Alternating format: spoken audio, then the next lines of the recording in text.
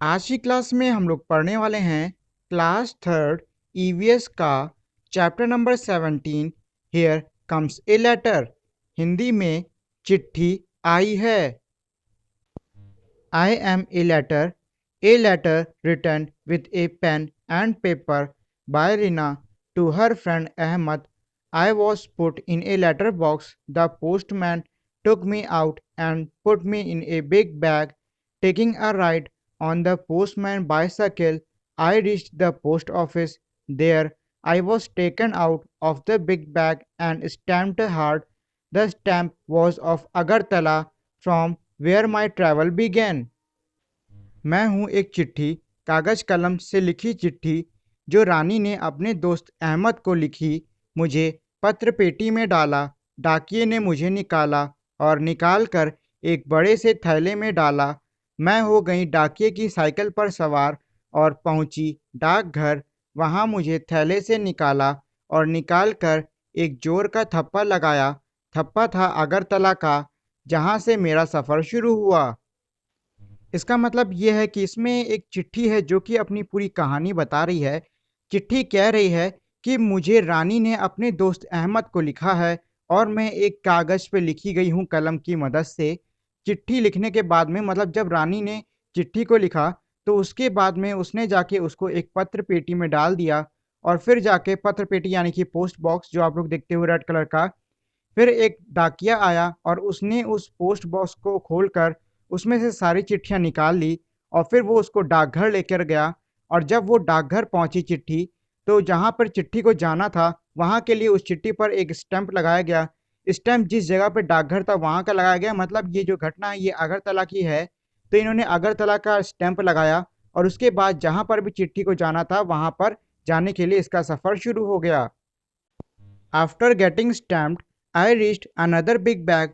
This bag had many more letters, all heading for the Delhi. The red postal van dropped me at the railway station. There, I got into a train going to Delhi. ठप्पे के बाद मैं दूसरे बड़े थैले में पहुंची जिसमें थी अनेकों चिट्ठियां जो जा रही थीं दिल्ली। डाकघर से एक लाल गाड़ी से पहुंची मैं रेलवे स्टेशन। वहां मैं चढ़ी दिल्ली जाने वाली रेलगाड़ी में। इसका मतलब ये है कि जब चिट्ठी पे स्टैंप लगा दिया गया अगरतला वाला, तो उस चिट्ठी को एक लाल गाड़ी जो कि हमारी पोस्ट ऑफिस के काम में ली जाती है उसके ज़रिए रेलवे स्टेशन भेज दिया गया। और जब वो चिट्ठी रेलवे स्टेशन पहुंची तो उसको वहां से ट्रेन के सहारे दिल्ली भेजने की तैयारी की गई। मतलब यह है कि उन्होंने ट्रेन के सहारे जो चिट्ठी थी उसको दिल्ली भेज दिया। After a long journey of 5 to 6 days, I reached Delhi. I was sorted as per the area mentioned in the address written on me. One more stamp was put on me. Finally, the postman dropped me at the Ahmad's house. 5-6 दिन के लंबे सफ़र के बाद मैं दिल्ली पहुंची। वहां के डाकघर के पते के अनुसार फिर से हुई मेरी छटाई और फिर लगा थप्पा। इसके बाद डाकिये ने मुझे पहुंचा दिया अहमद के घर। इसका मतलब यह है कि अगरतला से दिल्ली तक पहुंचने में ट्रेन को 5 से 6 दिन तक लग गए। और जब ट्रेन वहां दिल्ली पहुंच गई तो जो चिट्ठियां थी वो सारी की सारी फिर से वहां के डाकघर में पहुंचा दी गई। अब जब चिट्ठी डाकघर में पहुंची तो वहां पर काम करने वाले लोगों ने जो एड्रेस और जो एरिया था मतलब जो क्षेत्र था उसके हिसाब से जो चिट्ठियां थी उनको अलग अलग हिस्सों में बांट दिया। और फिर चिट्ठियों के ऊपर फिर से इन्होंने एक मोहर जो कि आखिरी हमारा थप्पा था वो लगाया गया। और फिर एक डाकिये ने उसकी ये चिट्ठी ली और जाके अहमद के घर पे दे दी। मतलब यह है कि इस पूरे पैरा मतलब इस पूरे पेज में इन्होंने ये बताया है कि एक चिट्ठी एक जगह से दूसरी जगह पर कैसे जाती है और उसकी जो प्रोसेस होती है वो समझाई है। उम्मीद है आप लोग को ये पूरी की पूरी कहानी अब समझ में आ गई होगी। और आगे बढ़ने से पहले मैं आप लोगों से एक रिक्वेस्ट करना चाहूंगा, वो है ये कि अगर आप लोगों ने अब तक इस वीडियो को लाइक और शेयर नहीं किया है तो इस वीडियो को लाइक और शेयर कर दें। और अगर आप मेरे चैनल पर नए हो तो इसे सब्सक्राइब करके बेल आइकन को भी दबा दें जिससे कि आपको मेरे चैनल के सारे अपडेट्स जल्द से जल्द मिल सकें। Given below is the journey of a letter shown through pictures. The pictures are not in a sequence. Arrange these to get the correct sequence by putting numbers in the circles. नीचे रानी की चिट्ठी का सफ़र चित्रों में दिया गया है, पर ये क्या सारे आगे पीछे हो गए हैं? क्रम के अनुसार चित्रों में बने गोलों में नंबर डालो। अब देखिए नीचे आपको काफी सारे इमेजेस दिख रहे हैं। ये सारे ही जो हमारे चित्र हैं, ये रानी की चिट्ठी लिखने से लेकर अहमद तक चिट्ठी पहुंचने तक के बीच के सफर को दर्शा रहे हैं। लेकिन अब इन्होंने क्या कर दिया है कि इन सभी चित्रों को, मतलब इन सभी इमेजेस को आगे पीछे कर दिया है। आपको अब इनको सीक्वेंस में लिखना होगा। जैसे कि सबसे पहले हमारी वो इमेज आएगी जिसमें रानी चिट्ठी लिख रही है, तो उस पर लिख दीजिए नंबर 1। दूसरा वाला जिसमें रानी पोस्ट बॉक्स में चिट्ठी डाल रही है, तो उसमें लिख दो नंबर 2। तीसरा वाला जिसमें एक बूढ़ा आदमी पोस्ट बॉक्स को खोल के उसमें चिट्ठियां निकाल रहा है, तो वो हो गया नंबर 3। उसके बाद नंबर 4 जिसमें आप देख सकते हो कि एक आदमी बैठ के थप्पे मार रहा है चिट्ठी पे, तो वो हो जाएगा नंबर 4। फिर नंबर 5 जो थैले में लिखा हुआ है दिल्ली दिल्ली, मतलब उस थैले में चिट्ठियां जा रही हैं, तो ये हो जाएगा नंबर 5। इसके बाद में आप देख रहे हो कि छांटी जा रही है चिट्ठी अलग अलग एक औरत के द्वारा, तो ये हो गया नंबर 6। और नंबर 7 हमारा वो है जिसमें एक डाकिया है जो कि एक घर के पोस्ट बॉक्स जो ग्रीन कलर का है उसमें चिट्ठी डाला है, ये हो गया नंबर 7।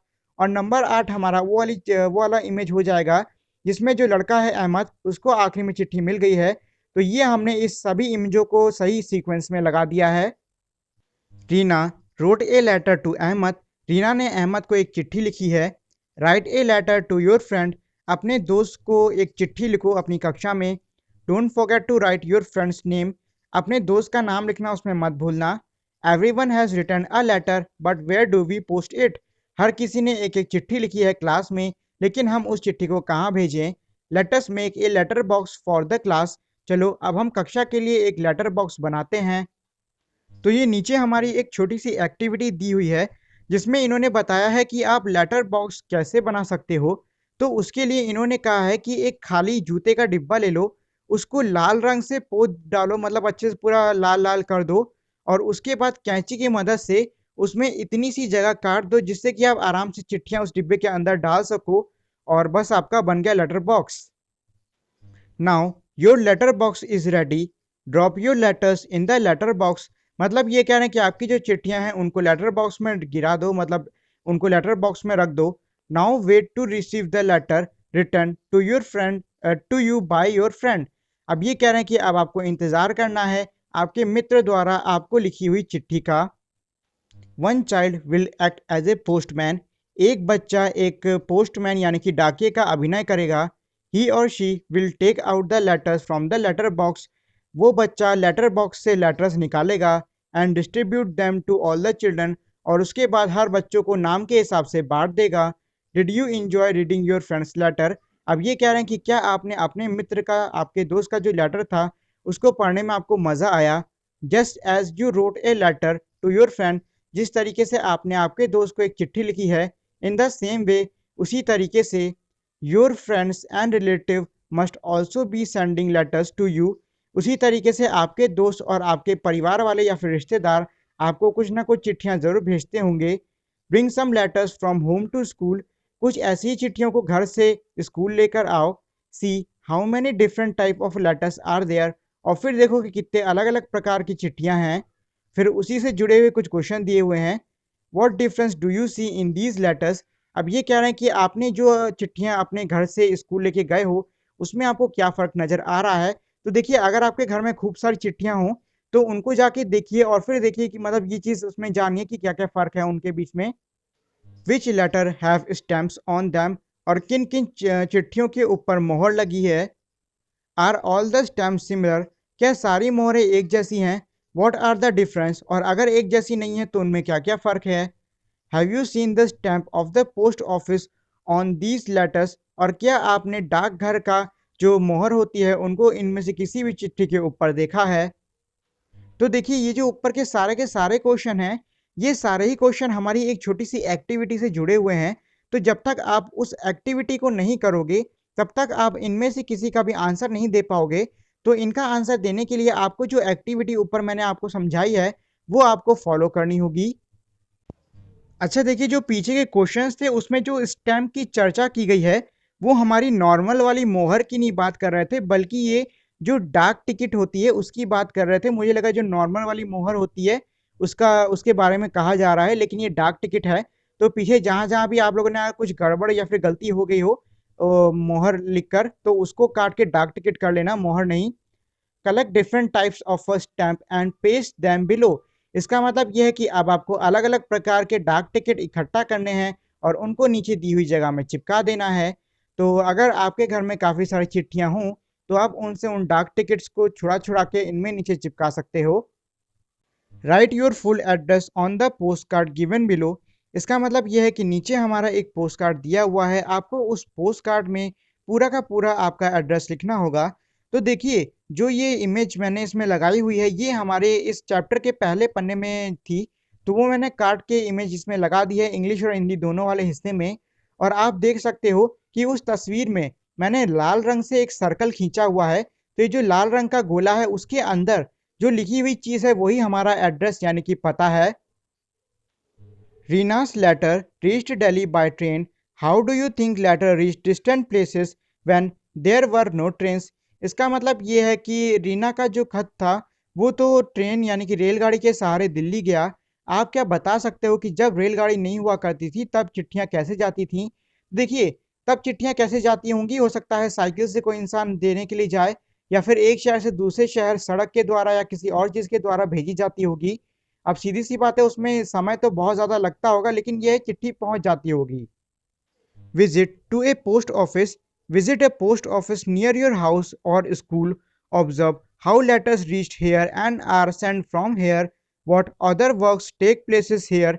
इसका मतलब यह है कि अब आपको आपके घर या स्कूल के पास में जो भी एक डाकघर है वहां पर जाइए और इस चीज़ का मुआयना कीजिए या फिर इस चीज़ को देखिए कि जो चिट्ठियां हैं वो वहां पर कैसे आ रही हैं और जा रही हैं, और वहाँ पे चिट्ठियाँ आने जाने के अलावा भी और क्या-क्या काम होता है। तो अगर आपके घर के या फिर स्कूल के पास कोई डाकघर हो तो उसके अंदर जाके देख लो। What is this? What Rajya and her Appa saying to each other about letters? Appa, do you know today we learned about the journey of a letter in the class. I want to write a letter to Nani. उसके बाद जो अप्पा हैं इनकी वो कह रही हैं, you can write a letter, I am going to make a phone call, if you want you can also come along. इसका मतलब यह है कि राजिया और अप्पा दोनों ही साथ में खड़ी हैं और एक दूसरे से बात कर रही हैं। तो जो राजिया है वो कहती है अप्पा से कि अप्पा, आज हम लोगों ने कक्षा में जो चिट्ठी होती है उसका जो सफ़र होता है उसके बारे में सीखा है, तो अब मैं जा रही हूँ नानी को एक चिट्ठी लिखने के लिए। तो उसकी अप्पा कहती है कि ठीक है तुम चिट्ठी लिखो, लेकिन मैं जा रही हूँ नानी को फ़ोन कॉल करने, अगर तुम चाहती हो तो मेरे साथ आ सकती हो। Rajya and Appa went out to make a phone call from a shop in the village. राजिया और अप्पा थे वो एक दुकान पर गए जहां पर एक फ़ोन कॉल किया जा सकता है, मतलब फ़ोन बूथ पर गए। Appa dial the phone number and both of them talk to Nani. Appa ने उनकी नानी का नंबर जो था उसको डायल किया, मतलब उसको मिलाया, और फिर दोनों ने ही नानी से बात करी। They gave money to the shopkeeper. और जो दुकानदार था उसके उन्होंने पैसे दिए एंड रिटर्न होम हैप्पीली। और उसके बाद खुशी खुशी घर लौट आई। Where all have you seen telephones. इसका मतलब यह है कि आप लोगों ने टेलीफोन कहाँ कहाँ देखा हुआ है। तो देखिए, टेलीफोन तो आजकल के ज़माने में बहुत ही नॉर्मल है और आप कहीं पर भी देख सकते हो। तो उसको आप स्कूल यानी कि विद्यालय में देख सकते हो, होम यानी कि घर पे देख सकते हो, हॉस्पिटल यानी कि अस्पताल में देख सकते हो। कुल मिला के कोई भी जगह जहाँ पे काम होता है वहाँ पर आपको बड़े आराम से फ़ोन देखने को मिल जाएगा। With whom did you talk on the telephone. इसका मतलब यह है कि आप टेलीफोन पे किससे बात करते हो। तो देखिए, आजकल तो लोग ज़्यादातर मोबाइल यूज़ कर रहे हैं, टेलीफोन कम ही यूज़ करते हैं। लेकिन उसके बावजूद अगर आपको टेलीफोन पे बात करनी होगी तो सीधी सी बात है, आप अपने दोस्तों से यानी कि फ्रेंड्स से बात करोगे और रिलेटिव यानी कि रिश्तेदारों से बात करोगे। Which of two do you like more, writing a letter और making a phone call, why. इसमें ये कह रहे हैं कि आपको दोनों में से क्या पसंद है, एक खत लिखना मतलब चिट्ठी को लिखना ज़्यादा पसंद है या फिर एक सीधी सी फ़ोन कॉल कर लेना।